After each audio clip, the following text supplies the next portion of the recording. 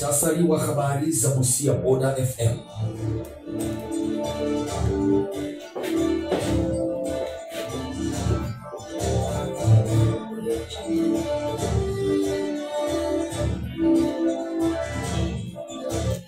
Ni saa 6 kamili majira Afrika Mashariki. Popote ulipo mpenzi msikilizaji, karibu katika muhtasari ya awamu ya saa 6. Jina langu ni Collins Imito.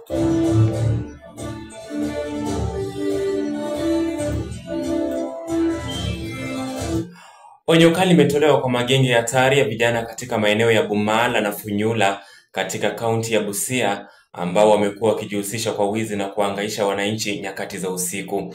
Kamishna wa kaunti ya Busia Mwachaunga Chaunga anasema kuwa serikali ipo imara na vitengo vya usalama katika kaunti ya Busia vimeimarishwa, na hivyo haipo tayari kupeana wahalifu nafasi ya kuhangaisha raia.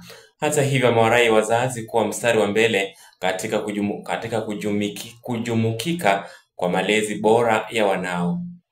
Na tunaonya vijana kwamba lazima wachane na vitendo vya uhalifu. Iwapo wataendelea kufanya vitendo vya uhalifu, hatua za kisheria zitachukuliwa, na safari hii hatutabembelezana. Ikija swala la kuweka amani, hiyo kwetu ni priority, hiyo kwetu ni lazima. Yaani kivyovyote, kutumia mbinu zozote, kutumia uwezo wote, kutumia nguvu zozote, lazima tuhakikishe kwamba nchi hii iko na amani, kwa sababu hilo ni jukumu letu. Na tunaonya vijana kwamba lazima wachane na vitendo vya uhalifu. Iwapo wataendelea kufanya vitendo vya uhalifu, hatua za kisheria zitachukuliwa, na safari hii hatutabembelezana. Ikija swala la kuweka amani, hiyo kwetu ni priority, hiyo kwetu ni lazima. Yaani kivyovyote, kutumia mbinu zozote, kutumia uwezo wote, kutumia nguvu zozote, lazima tuhakikishe kwamba nchi hii iko na amani, kwa sababu hilo ni jukumu letu. Na tukisonga mbele, wakurugenzi wa vyama vya ushirika kutoka eneo bunge la Mlima Elgon katika kaunti ya Bungoma wamewalaumu maafisa wa usalama kutoka eneo hilo kwa kile wanachodai ni kushirikiana na madalali wa kahawa kutoka taifa jirani la Uganda wanaonunua zao hilo kwa wakulima. Wakiongozwa na Masibo Cheshiare, wanasema licha ya wakurugenzi hao kushiriki kikao na vitengo vya usalama kuhusu namna ya kudhibiti madalali hao, imebainika kuwa maafisa wa polisi wamekuwa wakipokea hongo kutoka kwa watu hao na kuwaruhusu kusafirisha kahawa hadi nchi ya Uganda. Wakulima hao sasa wanataka waziri wa usalama kuhamisha madalali hao kutoka eneo la Mlima Elgon.